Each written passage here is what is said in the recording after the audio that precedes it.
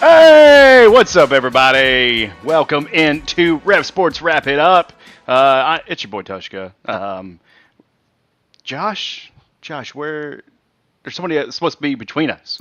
I know. You're supposed to be here. I'm Yeah. supposed to be there. Yeah. Yeah. Unfortunately, Soul is ill this week, and not in a good way, like Beastie Boys. She is actually sick. So, Soul, we're sending all of our love and prayer to you. Get better because we suck at this. We can't do this without you. Come on now. But Josh, man, how was your sports week? How was it, bud? It's going well. I mean, Louisville and Pat Kelsey is Yeah, there we go. killing it on the transfer portal. It's nice to see. I'm pretty sure it's going to be a matter of time but right now, it's nice to see Indiana fans and Kentucky fans coping for the fact that Pat Kelsey is killing it on the transfer portal trail. And I'm enjoying that. Thank you all for enjoying the break that we said we were on for 24 hours. And here we are. Yeah. We're back. We figured some shit out. And we were like, no, let's keep doing it. Let's press on. Yeah, well, but that's for bracket bitches. Yeah, the other ones we will get to at the end, kind of update you on information that way. But yeah. So I mean, crazy week in sports. We had some crotch grabbing. We had some cheating in baseball. We'll see. Hockey, not as many fights, unfortunately. But yeah, we got quite a bit to get to. So let's just go ahead, man. Let's jump into Run the Bases, man. Baseball is back, and I don't give a shit. I wish I didn't. No. Yeah, I know my sister blown me up opening day for the Royals. They had some good competitions and charities and everything. So a lot of people enjoying the festivities. That was the weekend. But yeah, man. I mean, how did you enjoy opening weekend with the Reds? It was really cool. I will say that was my first time I went to opening day. Yeah, hell yeah, man. The city of Cincinnati, a tip of the cap. They know how to, at least for baseball. It is apparently, I didn't know it, but since the Cincinnati opening day ticket is the most expensive of all opening day tickets, so that's great to know that. But no, it was amazing. They had a nice little video to honor Pete Rose. I see because he passed away earlier last year. Yeah. So that was really nice there. His family, I think his late wife and daughter were there to throw out the first pitch.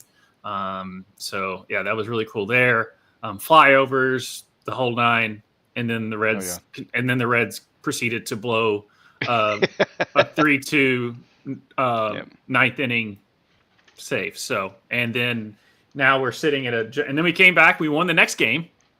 And then we lost, and then we dropped again, and then we beat the Texas Rangers like 14-2, and then proceeded to not score a run the next two games against them. So we are just back to being. Why do I care? This is I don't know why. I don't know why I care. But we've got McLean and Ellie, and after this year, it's only a matter of time before Ellie is looking at real estate in Los Angeles or New York because we're not going to be able to afford them, and it's Yeah, no, I feel your pain. The Royals. I mean, we've had two, triple headers. We've only won one out of each of them. I just don't know how you go from beating a team 11-1, like we did against the Brewers, and then losing 5-0 the next day. It's like, did you run out of bats? Did you use them all up in the game? Is that what happened? Different pitchers, I guess. Yeah. Oh, yeah. No, they're definitely a combination of things. But yeah, not all is well at Kansas City in that regard. But I'll tell you what, man. There's a place in the Northeast that is doing very well, and they started off probably the hottest of any team that could in history. And let's just watch their first three pitches. Paul Goldschmidt, first time in his career he will ever lead off. So he's leading off. Bellinger bats second, Judge third. Chisholm's cleaning up. Then it's Volpe, Wells, the newest Yankee Pablo Reyes. Jason Dominguez will DH and hit eighth. And batting ninth and playing center field, it is Trent Grisham. Does he have any new tricks for the Yankees? Goldschmidt swings at the first pitch and lofts it to left center field and deep. Mitchell back, track, wall, see ya! There's a leadoff hitter, 1-0 Yanks. Paul Goldschmidt, first of the year. I mean, you look at opening. Should have been out on that one. Right out of the chute, kind of a awkward leadoff hitters for both of them. Home runs right off the bat. That is the first Goldschmidt is so solid, by though. a Yankee first baseman in 67 games. Bellinger lost one. Yeah, this starting lineup is impeccable, man. Into the bleachers. See ya. As long as Bellinger knows where he's at, he's going to be good. It's just the problem is he doesn't know where he's at half the time. Always want to get that first home run out of the way. If there's a butterfly in outfield, you better hit it towards Cody Bellinger because he's not going to pay attention to the baseball. Pretty bird, pretty bird. That one's driven deep to left field. There it goes. I mean, it's so dumb. Yeah, it's so dumb. 3 pitches, 3 home runs. 3-0 Yankees. All right, Michael, how do you top this as a first inning? 3 pitches, 3 home runs.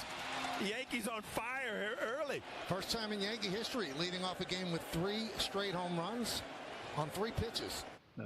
Yeah, and that's just the first 3 pitches because even the 4th batter hit a home run, but his lame ass couldn't do it in 1 hit, or 1 swing. I think on the 3rd one is when he got it. It's like it's absolutely crazy. They've been setting records, but yeah, Josh, I mean, kind of elaborate on the Yankees and what they're doing and how are they cheating, man?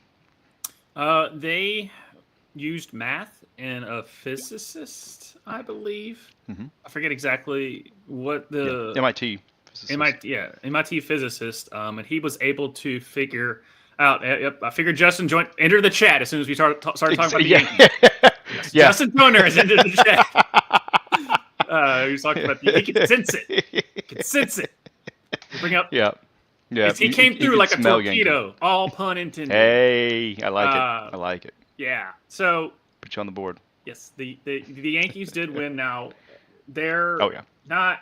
I mean, they're not like undefeated or anything. But that being said, I think they scored like 25 runs in 2 games or something. It was or 30 runs. I forget exactly what it was.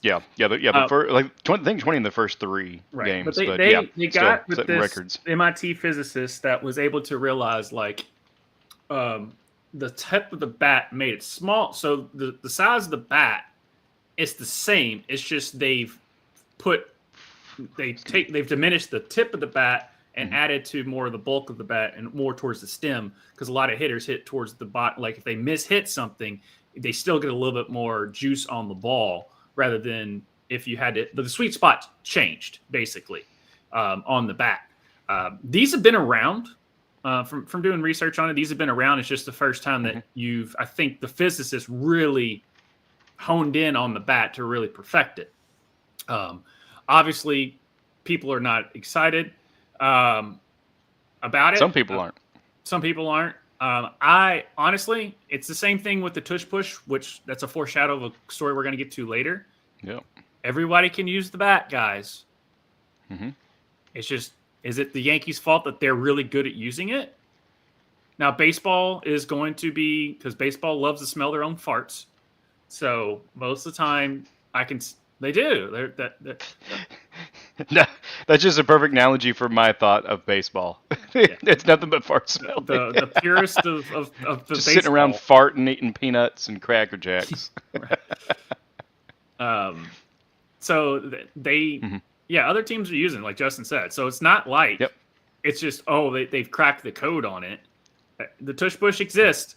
Just one team's really so much better than the others at it. So now people are jealous and saying it should be banned because this other team's doing it. At the end of the day, it's not the Yankees' fault that they figured something out that's not illegal. Now, will they make it illegal? Probably if the Yankees go on and average 30 runs a game or something like that, and it's all because of this torpedo bat. I don't think it is. Plus, once they get to the playoffs, Aaron Judge forgets how to hit anyway, so it's fine. Yeah. Well, and Judge isn't even using the bat. No, so he's still using the traditional one. And to kind of jump back a little bit, it's actually 15 home runs in 3 games. But but even from then, I mean, I think the most recent game they scored like 9 runs. I mean, it's been absolutely incredible. But they're nailing the over. Yeah. But the Yankees are just the early adopters of it. Right. Its technology's been there for a while. And this is actually from the actual manufacturer of the bats that they're. And this is anybody can manufacture it, by the way. So it's not like an open patent. I'm sure they're still selling it, but it's not like it's limited to just one company and exclusive. But here's the first one. This is torpedo bat. You might have seen it this weekend. Little you know, it's been around for a while now. Last year we had some success with this bat in the playoffs with Giancarlo Stanton with the Yankees. The idea behind this is we don't want to hit the ball here. We want to hit it here. So a lot of these Nope. Sorry about that. I did not know that was going to change. I was going to try and get to this though. But yeah, so he kind of goes on to talk about basically they're just moving the hit section, right? I mean, some call it the label, the meat of the bat, the sweet spot. But yeah, they're basically just kind of moving it from the very end. And moving it a little bit closer to where a majority of them are actually swinging, and even like watching a few interviews, they actually invite the players down there and they figure out their spot, and it's still within regulations, it's still within the weight, kind of requirements, and it's legal. Mm-hmm. So it's not like they're doing anything that nobody else couldn't. So, just like we keep referring to the tush push, but just because somebody's better at it, I think, what was it? It was a little bit of a racist kind of saying, but it's the Indian, not the arrow. And so I'm Native American, by the way, guys. I can say that word. I can say that IN word. But it's just like you could put this torpedo bat in anybody's hands. You can put it in my hands. I'm not gonna be able to swing it as well as some of these other guys.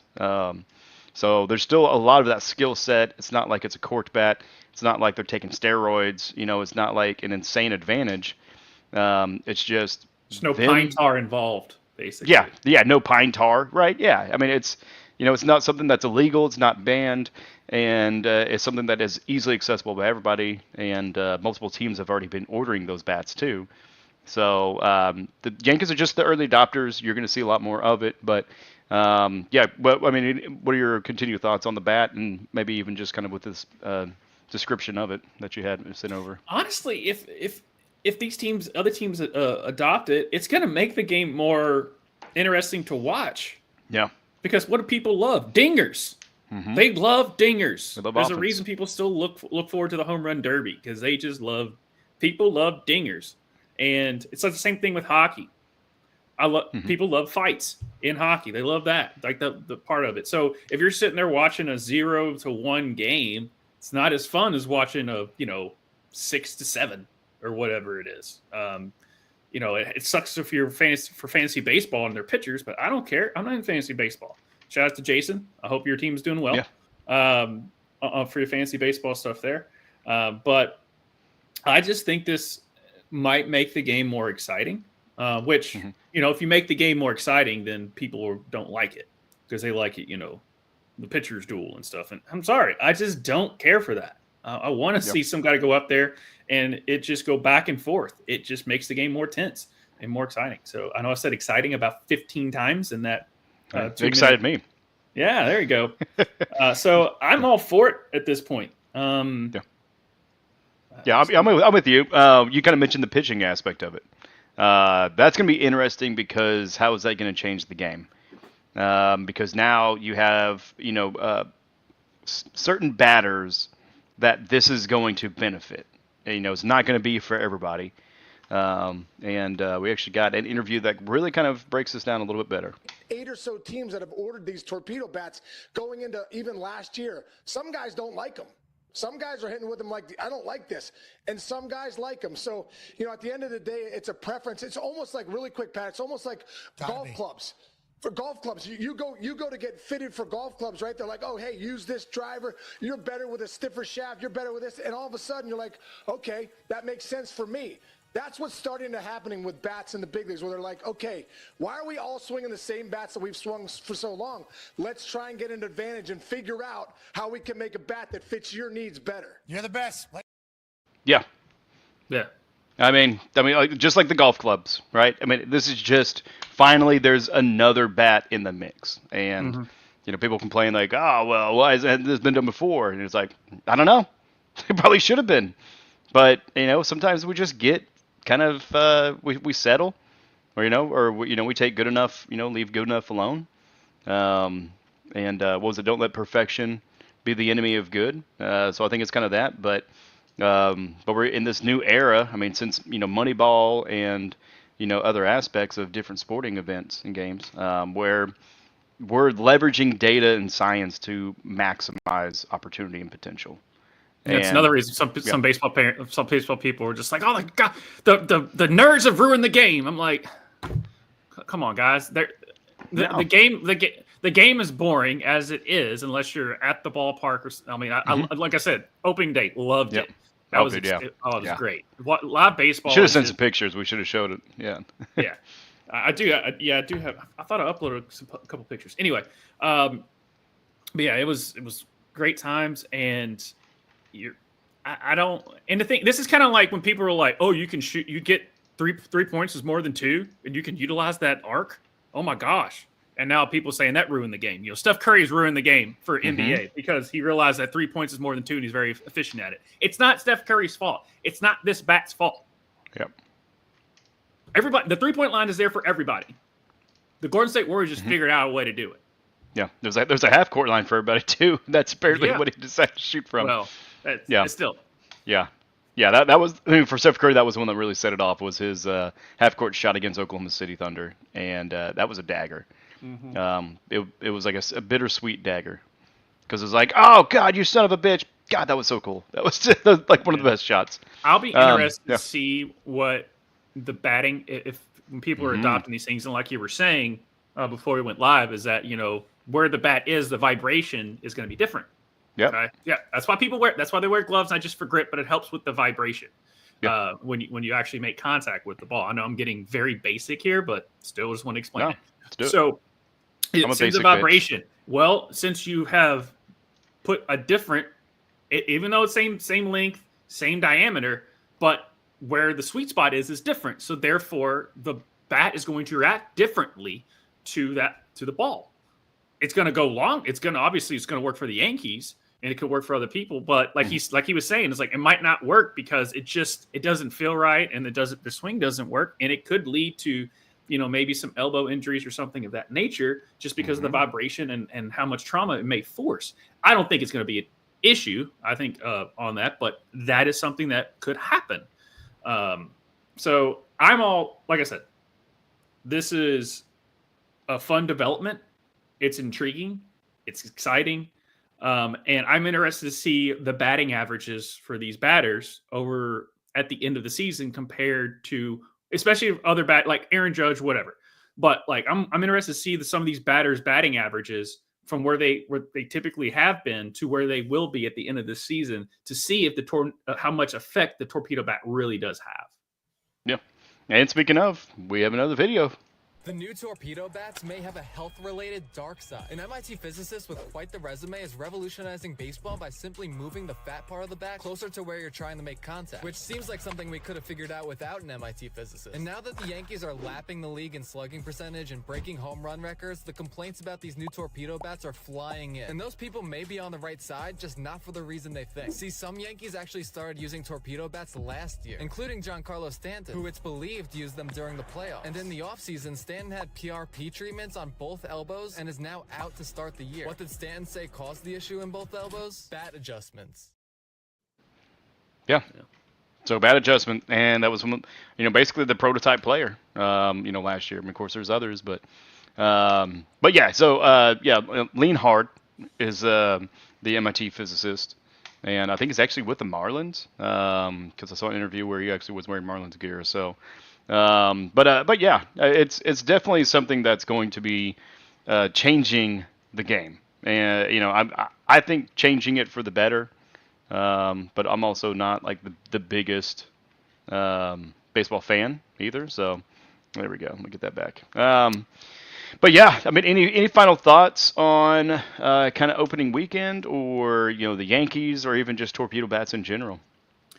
For one thing, Giancarlo Stanton should have said that it hurt his running ability, because he had the slowest base running I've ever seen ever. It was so sad when he got picked. I think he trotted slower than I walk. He ran slower than I walk. It was bad. And Justin knows exactly what I'm talking about because it was a big out in the World Series. I think it was World Series, either that or the Championship Series. But I'm pretty sure it was the World Series. And it was laughable on how bad his base running is. But it's going to be, yes, I do. Thank you, Justin.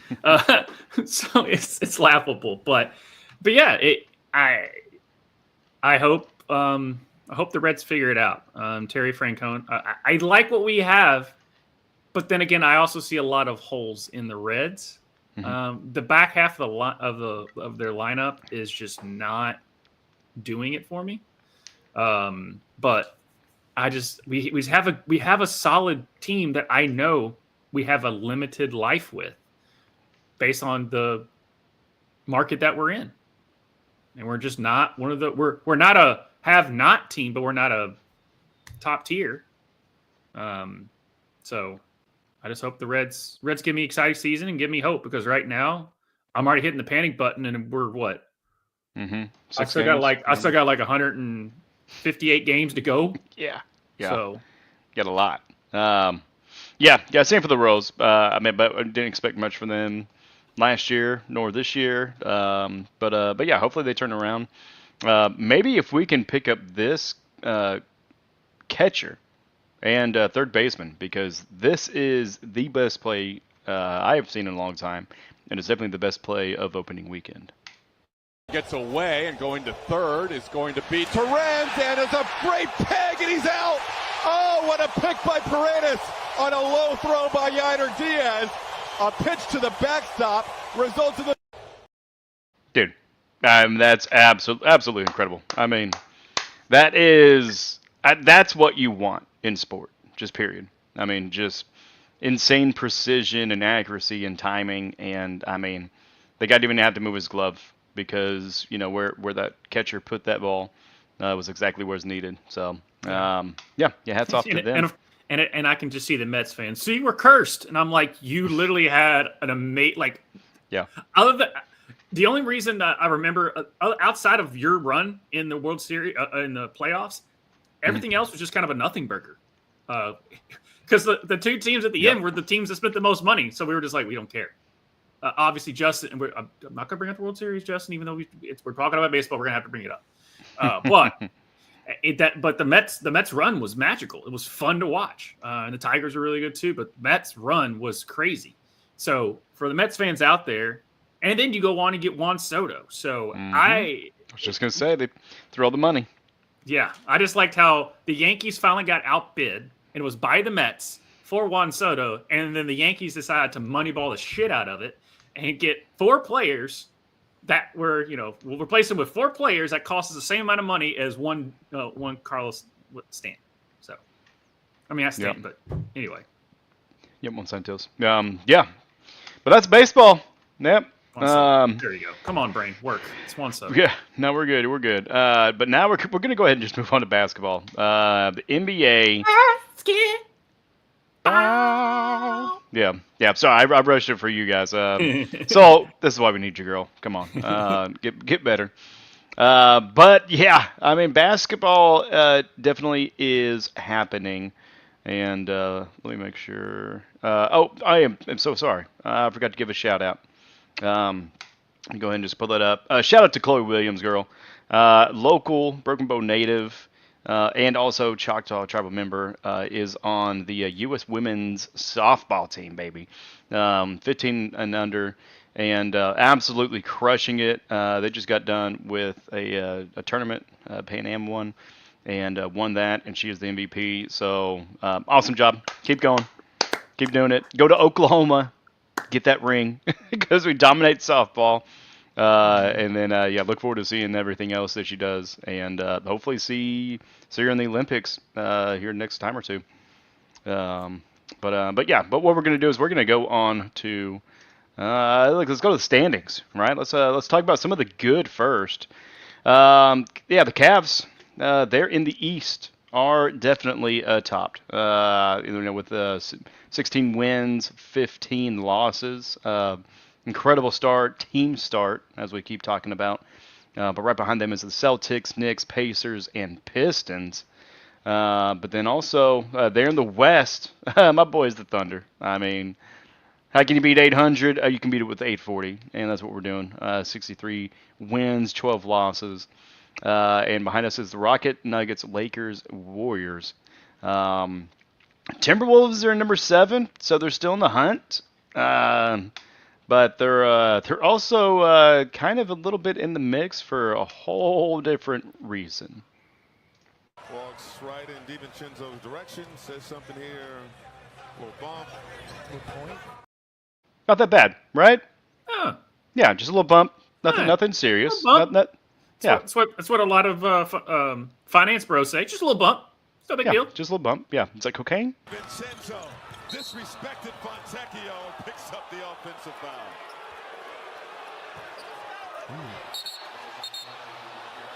And now, again, a shoving match once again. Stewart. Yeah, a little bit more than a bump. What was it? A little bump will do. Well, yeah, that's the way to keep you going after a couple of beers. Yeah, it's a little bump. But no, things definitely escalated for this one, and turned out to be an all-out brawl. Ron Holland was a really good high school player. Good fit. Reed turned the corner and is fouled by Holland. Man, oh, come on now. Stevens. Big time brawl now in the front row. It's going to take a lot to break this up. You got to stay out of the crowd. This is not good. This has been building on the last handful of possessions.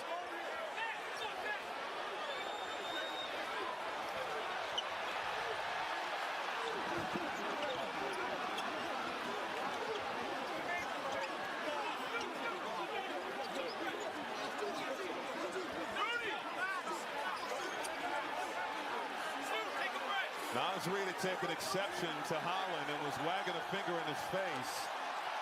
This crowd who braved the cold and the snow on its feet applauding the intensity. The Timberwolves finally showing some fight in this ball game. Yeah, you really couldn't see it from that view. But even the coaches started to get into it in the mix. So both both benches were wearing all black. Which doesn't help out. I mean, looking at it, it's like, all right, they're just pushing each other. What's going on here, guys? Like, how many fucking coaches do you have on one team? But yeah, both coaches, and staff was all wearing black. But the coaches started to get into it, and and I forgot to add this one to the list. But we also got. Let me just show the window. There we go. God dang it. Why does it not just automatically add? Got a little crotch grabbing, man.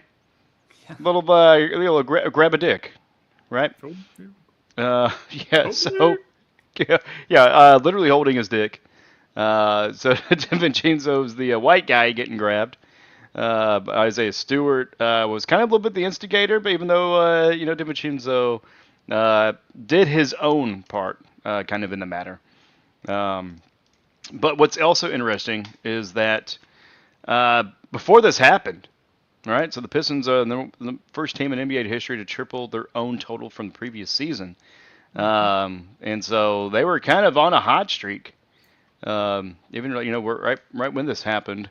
So I don't know. Maybe they were just kind of a little braggadocious and holding more than just their own dick and that, but. But God, 14 games? 14 wins in one season? That's terrible. I didn't even know that happened. Like, I feel like you should... 12 wins in 2 seasons. That's what it was like before Pat Kelsey got to Louisville. Dude, right. But, I mean, this is the NBA, right? I mean, college is one thing, but this is the NBA. Like, come on now. 14 wins? Like, I feel like you should lose your franchise if that happens. Yeah. Like, Seattle should be on retainer right now. So it's like, all right, if you don't win more than 15 games or 10 games, automatically your whole staff, everything gets moved over to Seattle because they deserve a team. Supersonics, those jerseys are so clean.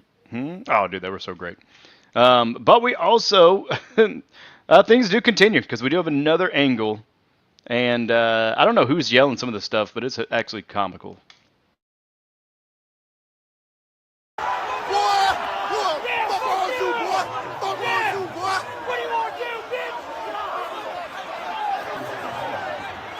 Yeah, what are you gonna do, bitch? Boy.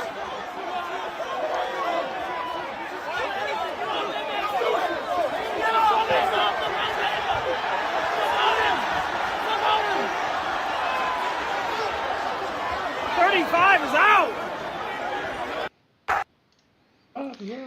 Yeah. But yeah, I mean, from that angle, you kind of see DiVincenzo. Actually, that last push really helped everything out.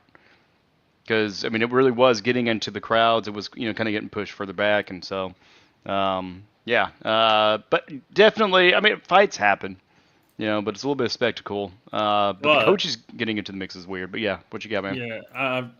This isn't the first time that Isaiah Stewart has gone viral for getting into a fight. Also, the Pistons fighting in the stands. That doesn't happen either. No. It's kind of crazy how that happened. Definitely not with the Pacers. Definitely for not in 2004. For those who don't know, Isaiah Stewart famously went after LeBron James. And here you go for that. I won't put on the volume, but there you go. See, yeah. Where he's like, whatever, getting into it with LeBron. They sit there, they're backing him off, and then, but nope, Stewart, I think it's going to calm down. Nope. He's just a bad. I'm slippery. I'm a slippery son of a bitch. He's slipping. And I'll grab your dick. They're trying to hold him back. Nope, didn't do that. Didn't do that very well. Get off me. Get off me. Yeah, and then we get to the point. Oh, let me get. Coming at you again. Go. Yeah, I'm a linebacker. You can't hold me back. Linebacker. Yeah. Russell Westbrook. Come on. Looking like an Irish fighter. Hey, come on, man. And then if you look, he's bloody up. Oh, dude, yeah. So, yeah, Isaiah Stewart. Yeah. Yeah, on his own accord. But with that, though, the ruling and the verdict from the officiating feels like he probably should have wrote down a whole list of them because it feels like it takes forever. The following players will be issued technical fouls and ejected from the game. Reed, DiVincenzo, Ron Holland, Isaiah Stewart, Sasser. Also, coaches Pablo Prigioni and J.B. Bickerstaff will be ejected from the game as well. The play will resume. Play will resume with the Detroit coaching staff choosing the shooter for the free throws from the Minnesota bench, and there will be one technical foul shot. Shout out to them finding the most Minnesota-looking dude in the stands. Right. Woo-hoo! I'm fucking hammered, dude. Yeah. Yeah. But I mean, absolutely wild. Yeah. But yeah, I mean, it's wild that the coaches got into the fight, then the coaches got ejected, and even then, like, I mean, kind of looking at the tape, it didn't really look that bad. It just maybe like a little shove. But I wonder if it's just because there was any altercation at all, they just want to set like a clear precedence that this is not allowed.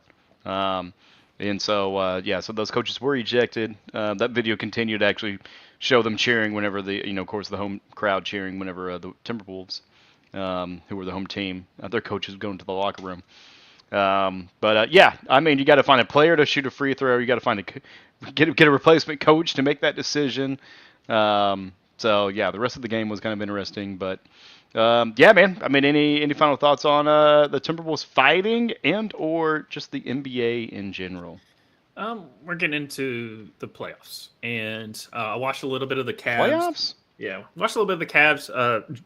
Knicks game, and I had a discussion with my buddy going in when we were driving to opening day. I was just like, it's just tough to watch because every team plays the same the brand basketball. It's the same thing, so that's another reason why it's just difficult to watch. And he kind of came with a theory is like, I think they've figured out basketball. They've solved basketball on the NBA, and the reason that the NCAA is still a little bit fun, still better to watch is because you have different styles of basketball based off of the rosters you have. Whereas every roster in the NBA is built on the same thing. It's because 3 is more than 2.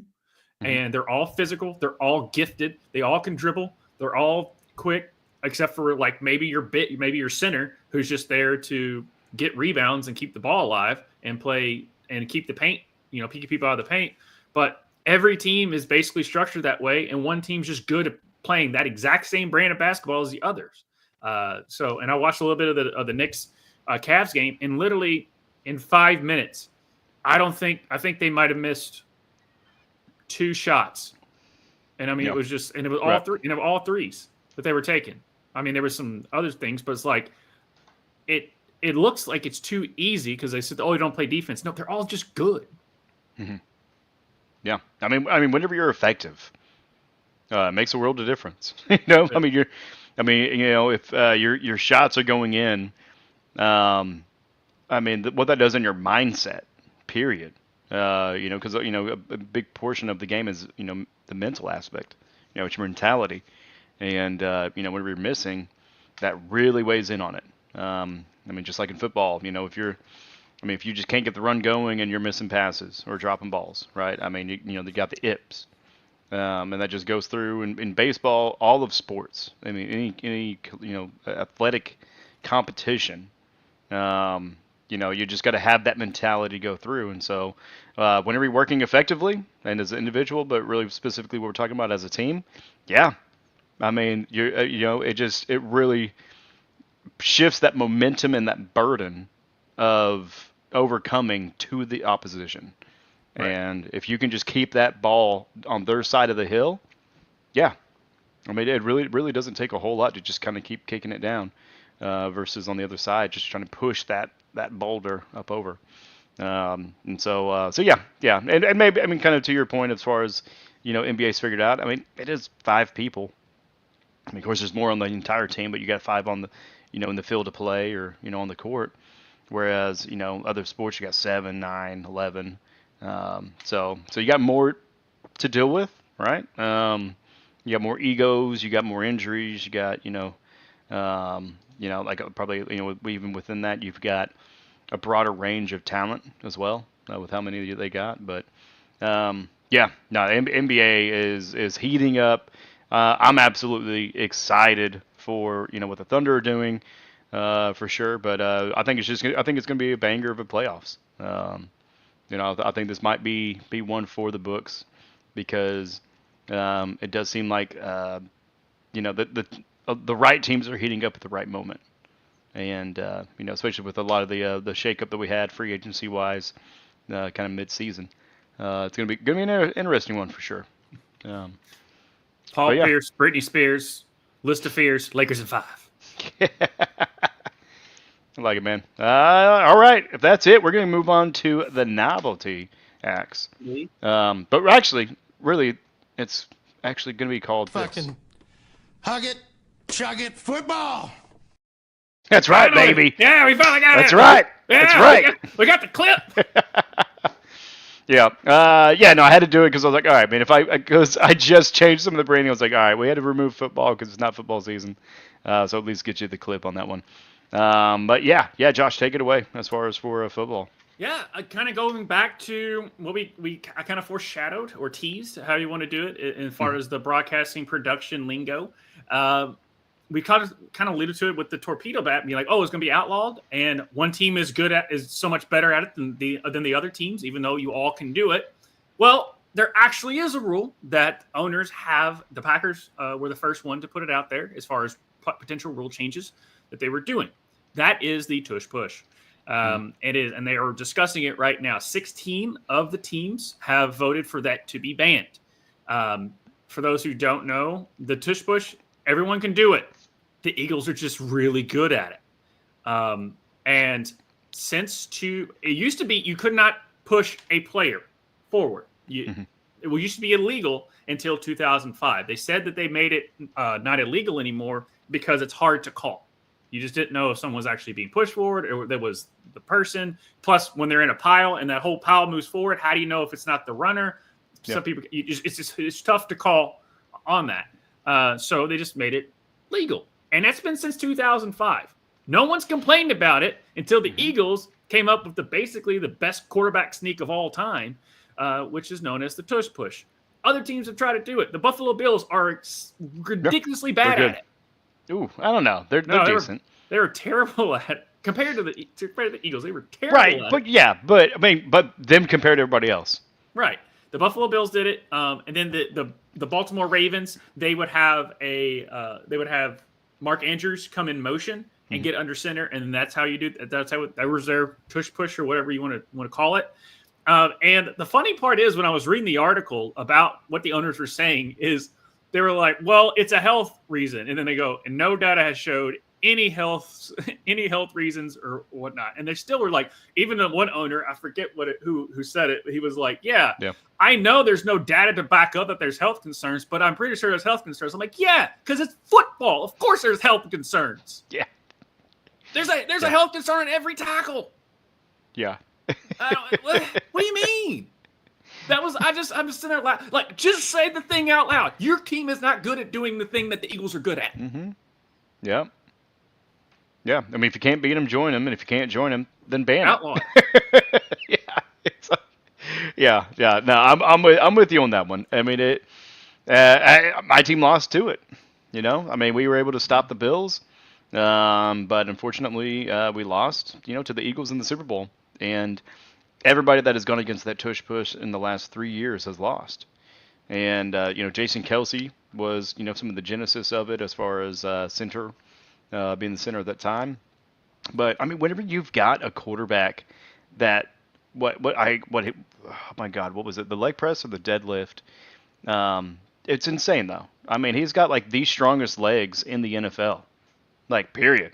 Mm-hmm. Like, I think he was squatting like 800 pounds. I mean, it's, he was doing this Jalen Hurts. He was doing this in college there at Oklahoma. Mm-hmm. That's how he won the locker room over. I know we've talked about this before, but I've seen it. I've seen it. But yeah, I mean, that's how he won the locker room over with Oklahoma. Goes in the weight room and does that, and everybody's like, oh, you know what? we fucking respect you, dude. And so, yeah, he just does this in the NFL, and you get it with the right coach that allows them to really, develop it. You get some previous rugby players to provide a little bit of insight. It helps out because essentially what that is a scrum. It's just you're having to hike the ball, and instead of with a scrum, you're just picking up the ball yourself. But just shave your armpits and go for the knees. Yeah, that's all you can do. I found the quote. It was from Bears chairman or / owner George McCaskey, because he's Mrs. McCaskey just passed away, so they haven't really named him like owner of the team, but he's part of the ownership family. But he says, I know they say that we don't have sufficient injury data on it, but to us, it appears as an inherently unsafe play. No, it appears you can't stop it. Yeah.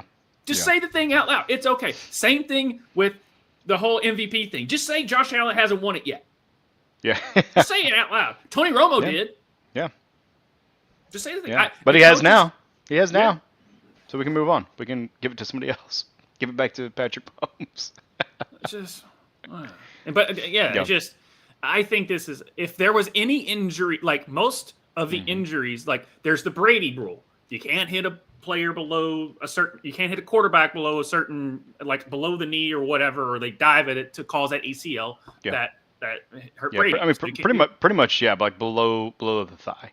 Yeah, below the thigh. Yeah. There was Aaron Rodgers rule because he got slammed and broke his collarbone.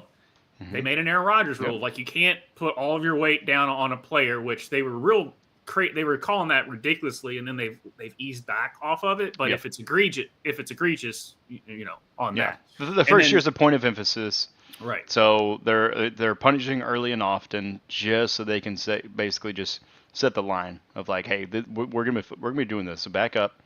And then you can encroach and work it back to where that true line is. But the horse collar with Priest Holmes, that caused a rule. Terrell Owens was the horse collar too. But the big one was Priest Holmes. Right. But it like Priest Holmes and T.O. had it at the same season, so that's when they were like, oh, okay. Yeah. Well, Priest Holmes actually had a legit shot at doing something that year. Yeah, dude. I had him in fantasy. Yeah. He was the number one pick for everybody that year. Oh my God, dude, that was our year too, man. Yeah. Oh, we could have done it. We could have done it. Went from it. Larry Johnson to Priest Holmes, and Dick Vermeil was like, I don't care. I still got backs. I got backs on backs. Yeah. I think it was the opposite. I think we went from Holmes to Johnson. Okay. I know they were back to back. Oh yeah, yeah. Then Jamal Charles after that. I mean, yeah, we've been blessed with backs. But yeah, for rule changes though, specifically with the one we're talking about as far as the tush push. We'll see. We'll see what ends up happening. Any final thoughts on the tush push before we talk about the next one? Yeah, just the fact that my team doesn't know how to do it. Basically, it's just the fact that it's the freaking Eagles that learned how to do it. Yeah. And also too, we're gonna outlaw the tush push. Okay, they got fucking Saquon. It's not like they're gonna take a step back and be able to do something. I can't think of like a good rhyming word like tush push. But yeah, I mean, Saquon just stomp all over them. Yeah, call it stomp romp or whatever. Corn bomb. I don't know. Yeah, I know, right? I know. Like I feel like there's something there. We'll brainstorm it afterwards. We'll brainstorm that. Get back. Yeah, we'll troubleshoot. Yeah, man. We'll take a little something and we'll figure it out. But yeah, so that's the banning of the tush push. Yeah, I mean, 16 supported the ban. Now the Packers were the team that actually brought it up, and it was illegal. Yeah, like I said, before 2005. But another one that actually did get passed.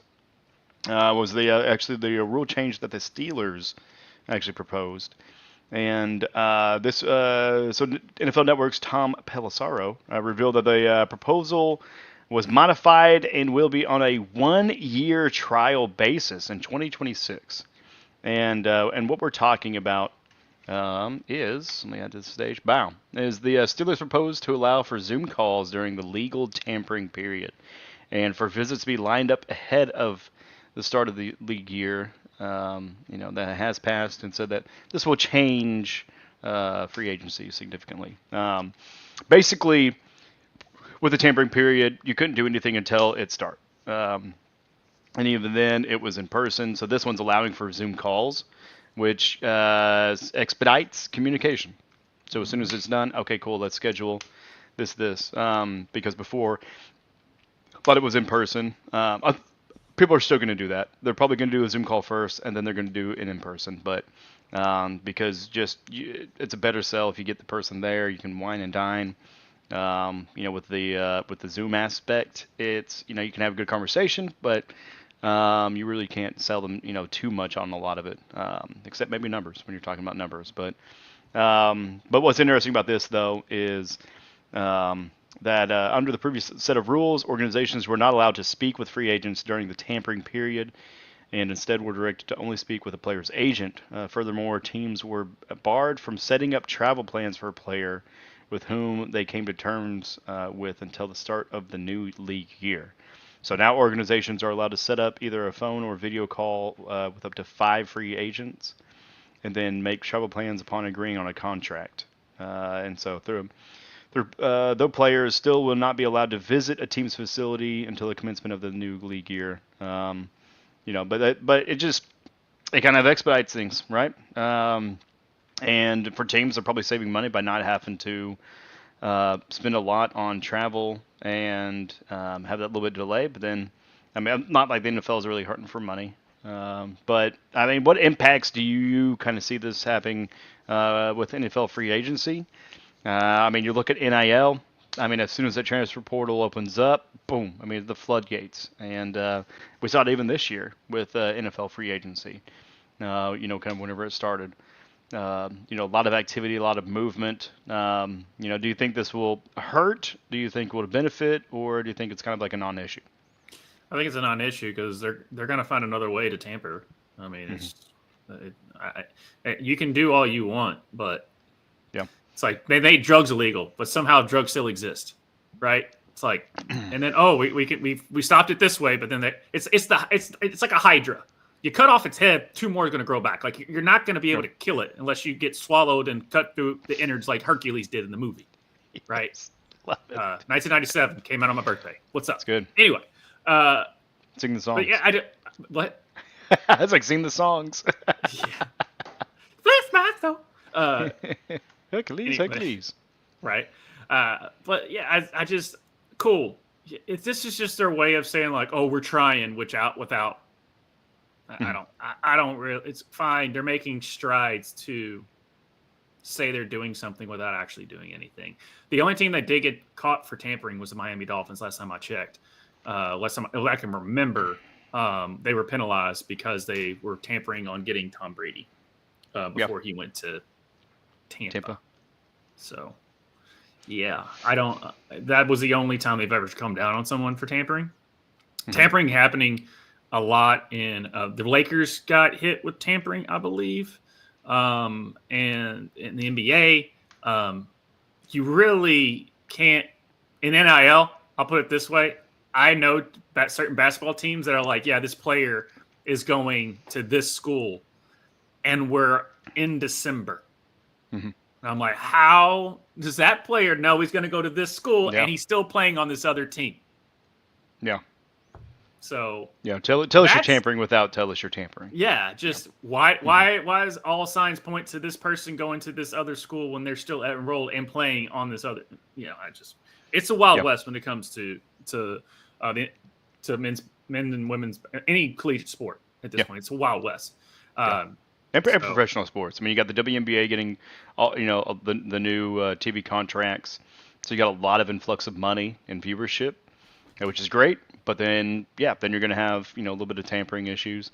The NBA, you kind of see it. I feel like that's kind of a little bit of the iceberg for everything else that's going to be going on right now. But with the NBA, I mean, you have the players basically structuring their own teams.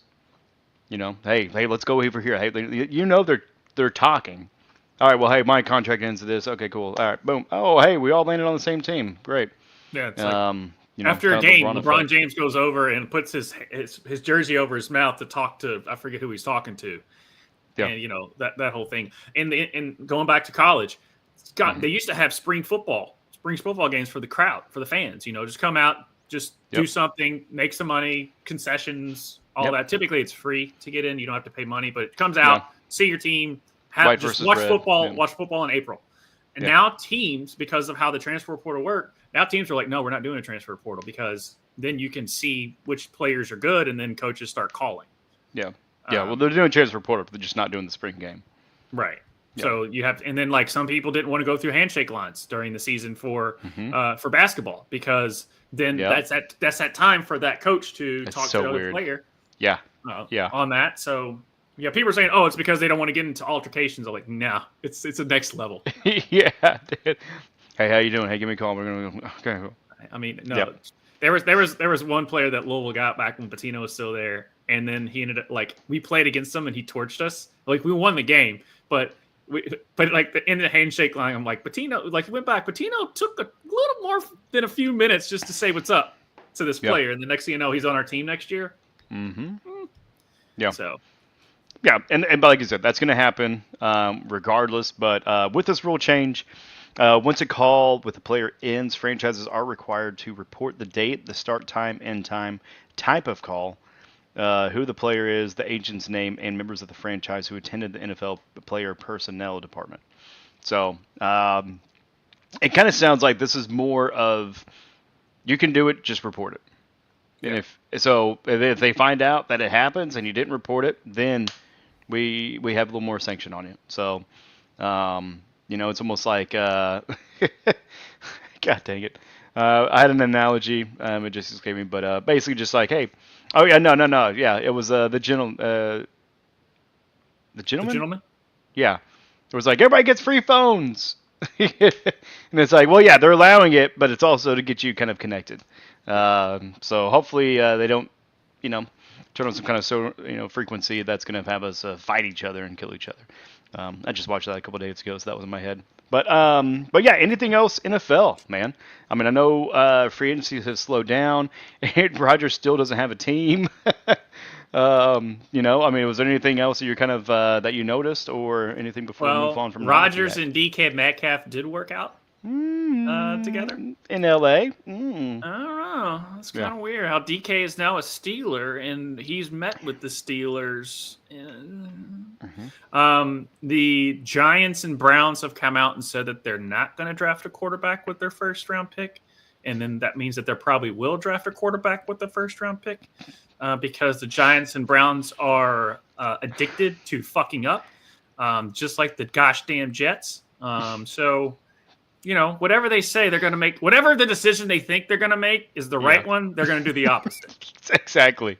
Like, legit, they need to, like, self-impose, like, an opposite rule. Like, I'm feeling this way, so we're going to go this way because we've just been wrong. I mean, I laugh every time I hear anything from the Browns camp because that is an absolute dumpster fire. And we had our department meeting yesterday, and they have a card. I wish I had it so I could read it verbatim, but it was like the strongest of steel is forged in a dumpster fire. I was like, that is not the Browns. That is not the Browns. And it was the Kingsman you were thinking of. A Kingsman. Thank you. Yeah. Samuel L. Jackson had a list. Gentleman's a different one. That's a great movie, though. So. That was the Guy Ritchie, and then they made the show about it. Yeah. The Matthew Wright one was the Kingsman. Good one. But anyways, so that's NFL. We are from American football. We go on to football. And kicking and screaming. Wow. Yeah, we'll have to figure something out for that. But yeah, I mean, really not too much. I mean, unfortunately, or really fortunately, Soul is the glue. That keeps us together. So all we're really going to be going through, there we go. I don't know why I didn't hide. It's just we're just going to look at the standings, and so for this, you got the Orlando Pride at top. Of course, it is very early in the season. Casey Current, baby. Let's go. 3 wins, 3-0. Let's do it. But you also got the Washington Sparks. You got the Angel Spirit. City FC or Spirit. Sorry. No one cares about it. I mean, Google didn't even care about it. That's why they didn't finish it out. So, but yeah, no, you got Spirits. Anything you want to say about the Spirit? They got Spirit and Trinity Rodman's playing. Yeah, and so do you. Oh, I need Racing Louisville to be right there with the Spirit. That's the only thing I need. Yeah, but who's right there with them is Angel City FC. Then you got the San Diego Wave, Seattle Reign FC, Houston Dash, Bay FC. Like I said, Racing Louisville. They're in 9th, 1-1-1. North Carolina, Portland Thorns. I mean, you really can't do anything without Sophia, all right? I mean, that's how you know she's the best player in the league, is when she's not there, her team can't win. Then you got Gotham FC and the Utah Royals FC. Yeah, man. I mean, as far as the National Women's Soccer League in WSL, what are your thoughts and what are you excited for? I'm excited for Trinity Rodman to be the best player ever, like she always is, and keeping that Washington Spirit. I'm interested to see if the Orlando Pride decides to do back-to-back because they won it last year.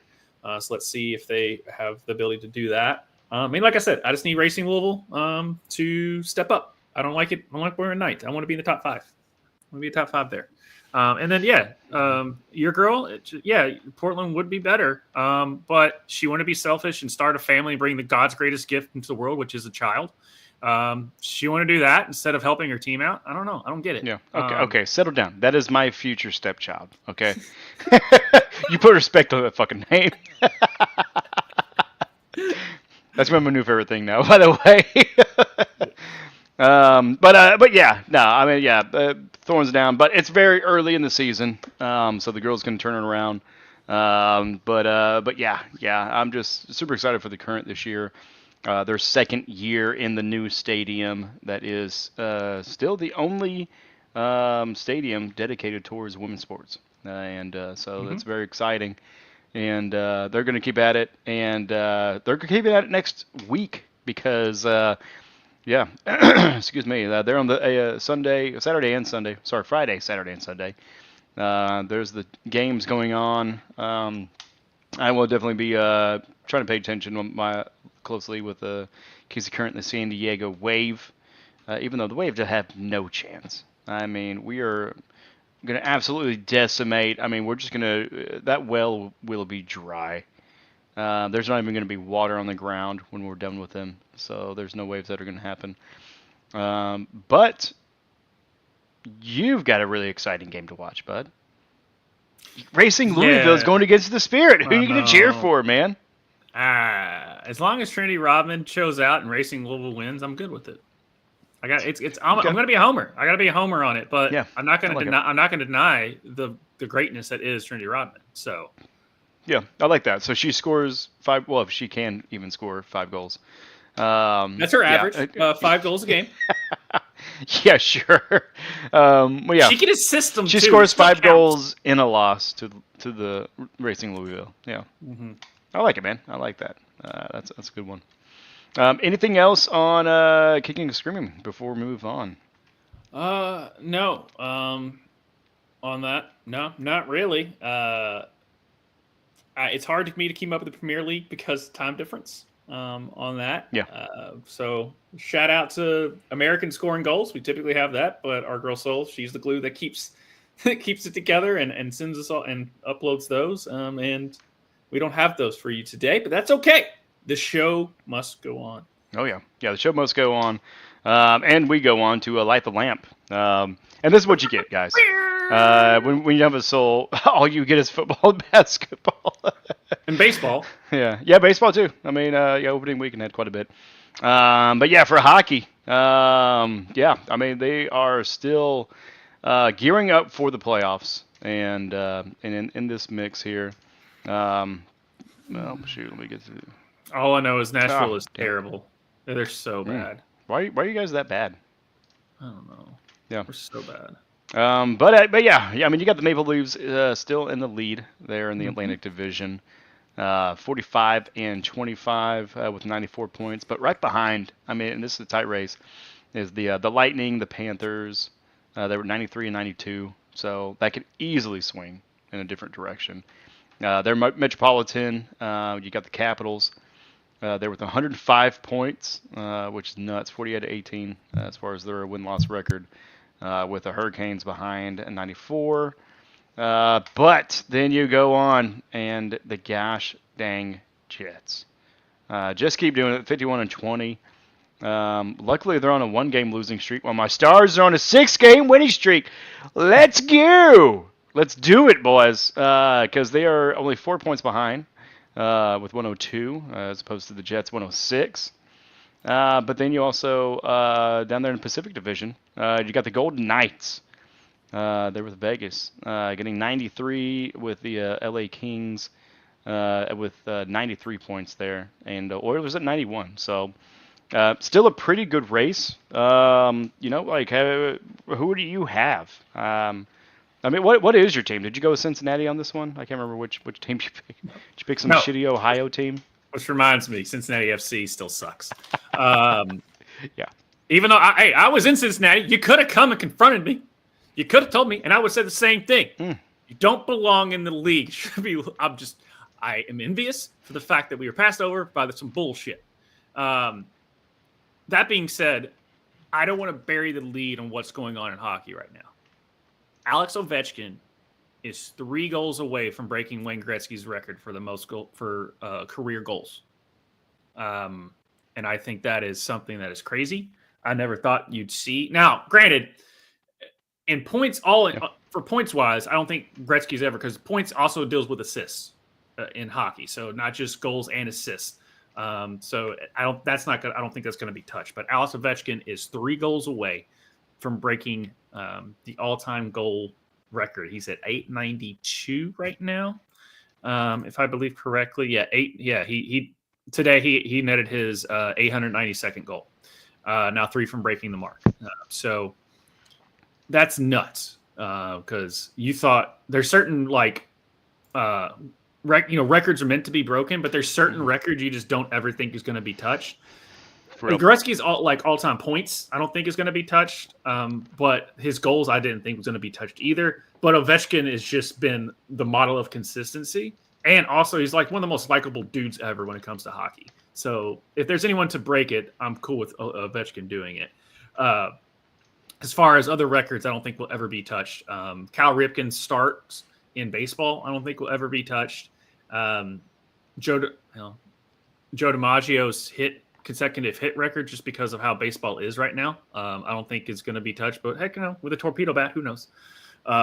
So those are just some certain, like Brett Favre's all starts in a row for football, like those type of things. I just don't think will be touched. I think Eric Dickerson's single season rushing record would have been broken this year if Saquon didn't do it. So, well, if he actually got to play that last game, right? That's what I'm saying. Like if he actually played, I think he would have broke it. Yeah. And other people like Jamal Lewis got close. CJ2K got close to it. Oh yeah, Jamal. I think Jamal almost did. Mm-hmm. He was a little bit behind. Sure, Adrian Peterson. Adrian Peterson was very close to it, but yeah, Jamal Charles, but Jamal Lewis, thank you. Yeah, Jamal Lewis got real close to it too, but Saquon was right there. But the thing is because there's so many more games 90 yards compared to what it was in the past, so you have more reps to do it. So certain records are going to be broken, but those are the ones that I don't think will do. And we're about to see one being broken that we never thought we would. So even if you're not a hockey fan, you're witnessing history. Shout out to Alex Ovechkin. Yeah, and he was 4 away. Now he is 3 as of 2 hours ago. Mm-hmm. So he plays for the DC Capitals, and their schedule. I'm just looking at it real quick. So they lost actually 1-5. Maybe he should have scored a few more. Maybe he should have broken the record today, huh?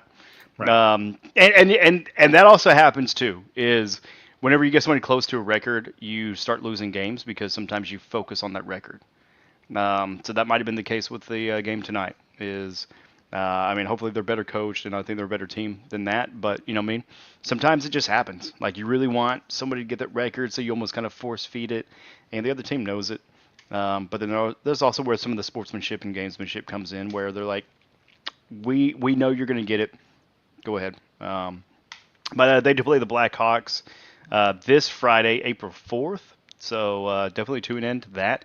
Might see history happen. But more than likely, it's going to be either against the Islanders on Sunday or the Hurricanes next Thursday. So, so if we have a show next week, we may have some record-breaking news for you. But for the rest of hockey, and as far as the NHL, the Maple Leafs and the Hurricanes did confirm and clinch a berth tonight. Right. So. I'm one step closer to knowing puck. Go Hurricanes. Yeah, right. One step closer, guys. All I needed was to see the table. Now prove me right. Yeah. And then next year I'll pick a team and figure out if I know puck then. Yeah, but I really love this, and I think it's actually still the same from what it was last week. I don't know. I don't think we really got to show this because I think I found it late. But I'll go ahead and share. Nope. God dang it! You should just click add and it moves it over. Anyways, if the playoffs started today, this is what it looks like. You got the Golden Knights versus the Blues, the Kings versus the Oilers, the gosh dang Jets versus the Minnesota Wild, Dallas Stars versus the Avalanche. That's gonna be a good series there. Avalanche are... dude, I know. I don't want it to be, but it will be. And then on the other side, you got the Maple Leafs versus the Senators, the Lightning versus the Panthers. So a nice little in-state. Exactly. And actually, I think I did show this because I think last week I said the Canucks because I thought that was the Canuck logo on the right, but it's actually the Capitals versus the Canadiens. Yes. So apologies to you Canadians out there. Sorry. And then for the Hurricanes, they'll be going against the New Jersey Devils. So that's going to be a good series too. Yeah, and that's a matchup as of April 2nd. So, yeah. Yeah, anything there tickle your fancy. It's not April Fools anymore. It's not, yeah. But we're, hey, you know what? You got us two fools, and it is April. Man, anything else before we get weird? No, pretty much it. You've got Justin and I tomorrow night. John Cena and Cody Rhodes finally came in straight, word for word, bar for bar. They exchanged verbal. They finally got the verbal back and forth that we wanted, and it didn't disappoint. Nice. Yeah, it was good there. So yeah, tune in tomorrow to get my and Justin's thoughts and all the news and stuff on Ruckus Wrestling tomorrow night. We've got our book club coming up as well. With Sol and I breaking down Dungeon Crawl Carl. So tune into that. And we will come this time next week. We will have a national champion in men and women's basketball. Who would it be? Only time will tell. Yeah. Florida. Yeah. Go Florida. Make me right. Yeah, that's right. We really didn't even hit on the college basketball. So definitely check back to Monday night's Bracket Bitches where we talked about it. But here is your moment of zen. Actually, long-ass moments, by the way. Aw, man. I really wanted Aaron Rodgers. No, I really want Aaron Rodgers. Please send him our way. I wish Aaron Rodgers was still my quarterback. He brought me nothing but happiness when he was here. I am so happy. Josh Allen deserved to win MVP over Lamar Jackson. I am totally confident in our front office to make the right decision with the #1 overall pick. We definitely addressed all our issues in free agency. I love being a Browns fan. I thought our new head coach did a great job saying Duval. I don't have any favorites. I don't even think about the Super Bowl, so doesn't impact me one bit. Everything's fine. Nope, we sure don't. Yup, I'm really excited for the Anthony Richardson-Daniel Jones QB battle. I think we should give Kirk Cousins even more money. We have so much cap space. You know what? Can we re-sign Deshaun Watson? I love free agency. No, I think our wide receiver room is great. I think we have the best offensive line in the NFL. This is totally our year. Wait, what's the joke? I can't wait to spend $1.2 billion. It will not be our year. Money on a new stadium. I'm so excited. Sometimes instead of watching the playoffs, I just look at a blank screen and just see my reflection staring back at me with tears in my eyes. I mean, happy April Fools.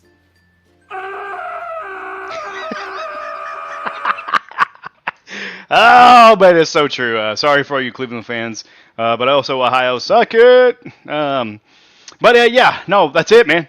That's all we got. We made it. We did it. We did the damn thing.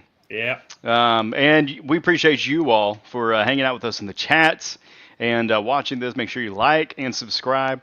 Follow us everywhere at Ruckus EV. And we'll see you Thursday. And we are going to go on a little bit of a hiatus, a little bit of vacation break. So definitely stay tuned. We appreciate you all. Let me find the outro. We'll go with that one. Peace, everybody. Woo!